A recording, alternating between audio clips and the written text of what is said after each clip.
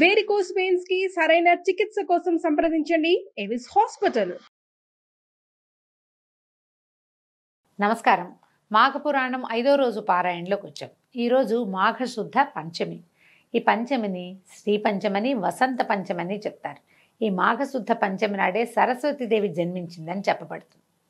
ఈ రోజున సరస్వతి పూజ చేసుకోవటం, కొత్త శాస్త్రాలు ఏమైనా చదవదలుచుకున్న వాళ్ళు మొదలు పెట్టుకోవటం, కొత్త విద్యాభ్యాసానికి అవసరమైన ఏర్పాట్లు చేసుకోవటం, పిల్లలకి అక్షరాభ్యాసం చేయటం, సరస్వతి పూజ చేసుకోవటం విశేషంగా చెప్పబడింది.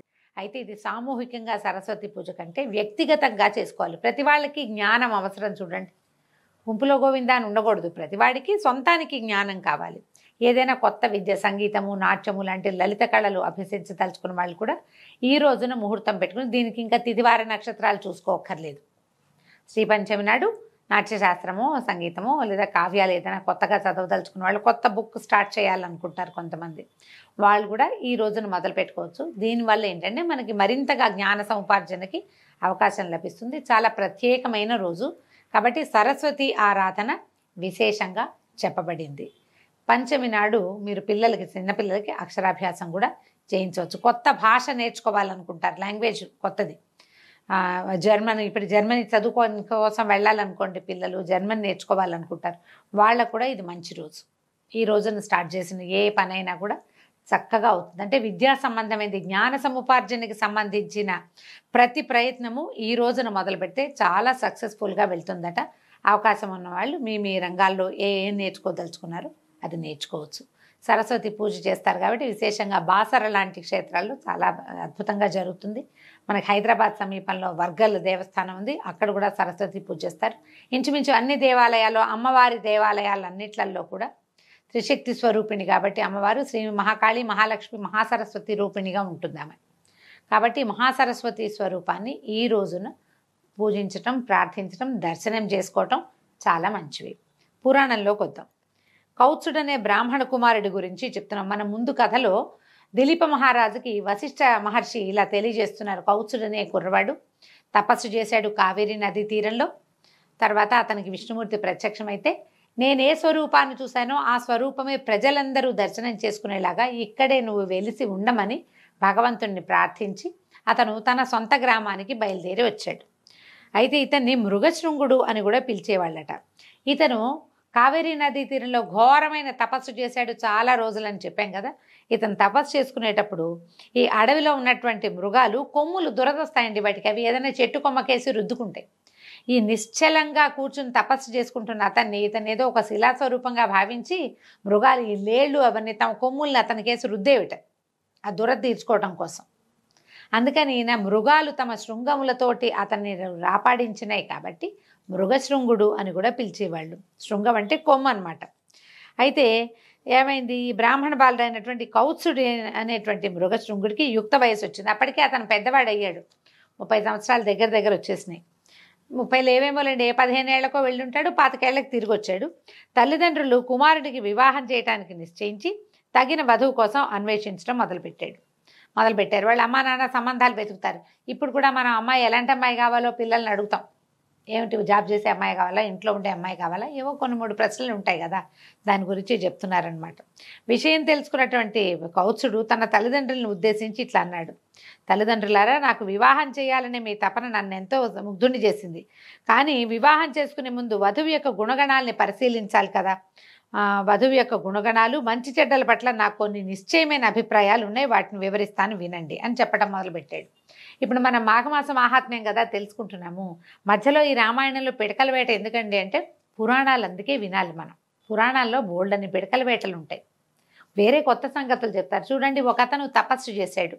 మొదటిది ఏం చెప్పారు, స్నానం చేయగానే అతనికి పులిముఖం పోయింది. అంటే స్నానం చేస్తే పులిముఖం పోతుంది. రెండో వాడు తపస్సు చేశాడు. ఈ తపస్సు చేసినప్పుడు అతను మాఘస్నానం చేయటం వల్ల తక్కువ సమయంలోనే అతని తపస్సు సిద్ధించింది. ఏం చెప్తున్నారు, స్నానం చేయి మంచి జరుగుతుంది అని కాకుండా ఎలాంటి మంచులు జరిగేందుకు అవకాశం ఉందో కూడా చెప్తున్నారు. ఇతను జ్ఞానవంతుడయ్యాడు. ఎలాంటి కన్యని వివాహం చేసుకోవాలో ప్రజలకి మనకి తెలియజేస్తున్నాడు అనమాట. వధువు గుణవతి, శీలవతి అయి ఉండాలి, పెద్దలని గౌరవించాలి, ఆరోగ్య సూత్రాలని పాటించాలి. అంటే పొద్దున్నే లేవాలి, రాత్రి పెందరాళే పడుకోవాలి, కాల భోజనము, కాల నిద్ర చేయాలి. ఆరోగ్య సూత్రం పాటించడం అంటే ఇంకా అదే ఆరోగ్య సూత్రం. అసూయ ద్వేషాలు ఉండరాదు. మర్యాద మన్ననలతోటి మెలగాలి. అందరినీ సమభావంతో చూడాలి. పక్షపాతం పనికిరాదు. అత్తమామల్ని ఆదరించాలి. వినయ విధేయతలతోటి మెలగాలి. భర్తను తూలనాడరాదు. భర్తకు అనుకూలంగా మెలగాలి. మంచితనము నెమ్మదితనంతో ఉండాలి. ఇవన్నీ ఇప్పుడు కూడా కావాలండి మనకి. అమ్మాయిలు ఏమంటారు, నాకే కావాలా, నేనే ఉండాలా, ఇలాగా నువ్వు ఉండవా అంటారు. అబ్బాయిలు కూడా దీనికి తగినట్టు ఉండాలి. ఇప్పుడు ఆయన చాలా బుద్ధిమంతుడని చెప్పుకున్నాను చూడండి. ముందు పురాణంలో చెప్పా, ముందు రోజు పారాయణలో. చాలా బుద్ధిమంతుడైన వాడు, చాలా బుద్ధిమంతులైన వాళ్ళని కోరుకోవచ్చు, సహజమే. మరి ఇంకా ఏం చెప్తున్నాడు, కార్యేషు దాసి కరణేషు మంత్రి, భోజేషు మాత, సేనేషు రంభ, క్షమయాధరిత్రి, ఇంకో పదం కూడా ఉందండి. ఇది ఇప్పుడు కూడా ఈ పదాలు వింటుంటాం. అలా నేనే ఎందుకు ఉండాలి, వాళ్ళు ఎందుకు ఉండకూడదు లాంటి రెటమతం కాకుండా అసలు వాళ్ళు ఏం చెప్తున్నారో వింటే మనకు తెలుస్తుందన్నమాట.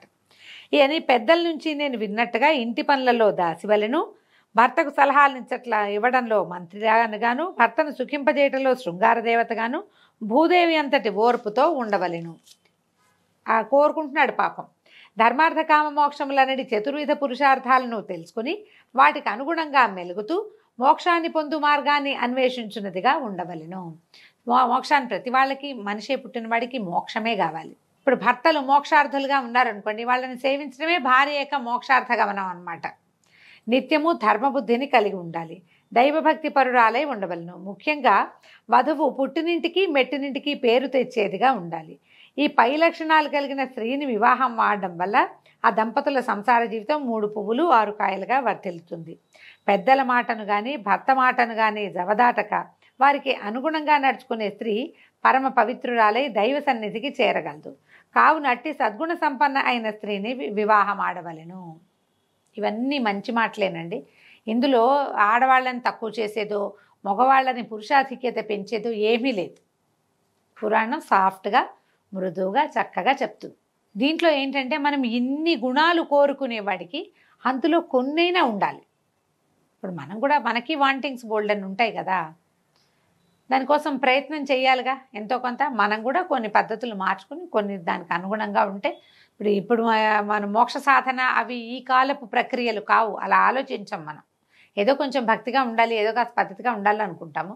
ఆ కాస్త పద్ధతి, ఆ కాస్త భక్తి అయినా స్త్రీలకు ఉండాలంటే పురుషులకు కూడా ఉండి తీరాలి ఖచ్చితంగా. వీళ్ళకి లేకుండా వాళ్ళకి కావాలని కోరుకోకూడదు. ఈయనకు అవన్నీ ఉన్నాయి కాబట్టి కోరుకుంటున్నాడు అనమాట. అందరినీ ప్రేమాల రాగాలతోటి సమభావంతో చూడాలి. అట్టి స్త్రీ ప్రజలందరి చేత ప్రశంసలు పొందగలదు. కీర్తి ప్రతిష్టలను ఆర్జించగలదు. చల్లని తల్లి అని 10 చేత మెప్పు పొందగలదు. సద్గుణములు కలిగిన భార్యని పొందిన వాడికి అంతకంటే వేరే స్వర్గం ఉండదు. మంచి గుణాలు ఉన్న పిల్లగా అమ్మాయి కనుక దొరికితే వాడికి ఇల్లే స్వర్గం కదా. పురుషుడికి పూర్వజన్మ సుకృతం బాగా లేకపోతే పరమ గయ్యాళి అయిన భార్య దొరుకుతుంది. ఇంకా వారి సంసారం అంతా నరకకూపంగానే ఉంటుంది. కాబట్టి పెళ్లి చేసుకోబోయే స్త్రీ ఈ లక్షణాలు కలిగి ఉన్నదో లేదో తెలుసుకోవాలి. అటుపిమ్మటే ఆ స్త్రీని వివాహం ఆడుట శ్రేయస్కరము. ఇప్పుడు ఈ కథాకాలం నాటికి బాల్య వివాహాలే ఉండేవి. అమ్మాయిల్ని చిన్న చిన్న పిల్లల్నే పెళ్లి చేసేవాళ్ళు. 7-8 ఏళ్ల పిల్ల, 8 ఏళ్ల లోపల పిల్లకు ఇవన్నీ ఉన్నాయో లేదో ఎట్లా తెలుస్తుంది? కొన్ని తెలుస్తాయి. పిల్లలు గద్దరిగా ఉన్నారా లేదా, అది పుణ్యవతి, శీలవతి అవన్నీ వయసు వస్తే కానీ తెలియవు కదా, కొంచెం సమయం పడుతుంది. కానీ ఇతను ఈ లక్షణాలు మనకి, ఇది ఎందుకు చెప్తున్నారు మహర్షి? ఈ కాలం మనకి అర్థం కావడం కోసం, మనకి తెలియటం కోసం అయి ఉండొచ్చు. తర్వాత తల్లిదండ్రులారా, నేను నా అభిప్రాయం చెప్పాను, ఇక మీ ఇష్టము. పెద్దల మాటలను, జన్మనిచ్చిన తల్లిదండ్రుల మాటలను జవదాటేవాడిని కాను అని విప్రబాలుడు తన అభిప్రాయాన్ని వెలిబుచ్చాడు. పుత్రుని మనోగతాన్ని గ్రహించిన తల్లిదండ్రులు ఎంతగానో సంతోషించారు. కౌత్సుడు వివాహానికి సన్నద్ధంగా ఉన్నాడు అని ఇప్పుడు ఒక పెళ్లి గురించి మాట్లాడంగానే అబ్బాయి ఇలా మాట్లాడాడు అనుకోండి, జాబ్ చేసే అమ్మాయి కావాలంటే పెళ్లికి రెడీగా ఉన్నట్టు. ఈ లక్షణాలన్నీ వింటే ఇతను వివాహ యోగ్యమైన వయసులో ఉన్నాడు, వివాహానికి సంసిద్ధతని వ్యక్తం చేస్తున్నాడు అని తల్లిదండ్రులు అర్థం చేసుకుని సంతోషించారు. కాబట్టి ఏం చెప్తున్నారు? వధువు మంచి కుటుంబానికి చెందిందై ఉండాలి, మంచి మర్యాదలు తెలిసిన విద్యావంతురాలై ఉండాలి, దేవబ్రాహ్మణులను పూజించున్నదిగాను దైవభక్తి తత్పరత కలిగి ఉండాలి. ఇవన్నీ విన్నాక వాళ్ళు చాలా సంతోషించి, నాయన నీ అభీష్టం నెరవేర్చుకోవడానికి ఆ భగవంతుని కూడా వేడుకుందాము, నువ్వు కూడా దైవ ప్రార్థన చేసుకో, మంచి భార్య రావాలని. మంచి భార్య వస్తే సంసారం, గృహస్థ జీవితం ఆనందంగా ఉంటుంది. దీని తర్వాత తీసుకోబోయే వర్ణాశ్రమ ధర్మాల్లో 4వ ధర్మం ఉంది కదా, అది కూడా చక్కగా నడుస్తుంది. లేకపోతే ముందే ఆ 4వ ఆశ్రమానికి ప్రవేశించాల్సి వస్తుంది. భార్యతో కనుక జీవితం బాగుందనుకోండి, గృహస్థాశ్రమం చక్కగా వెళ్ళిపోతుందని చెప్పి నువ్వు కూడా భగవంతుని ప్రార్థించిన ఆయన, మేము భగవంతుని ప్రార్థించి ఇలాంటి పిల్ల కోసం వెతుకుతాము అని చెప్పి అమ్మా నాన్న పెళ్లి సంబంధాలు చూడడం మొదలుపెట్టారు. దీంతో 5వ రోజు పురాణం పూర్తయిందండి. రేపు ఉదయం 6వ రోజు పారాయణలో మళ్ళీ కలుసుకుందాం. నమస్కారం.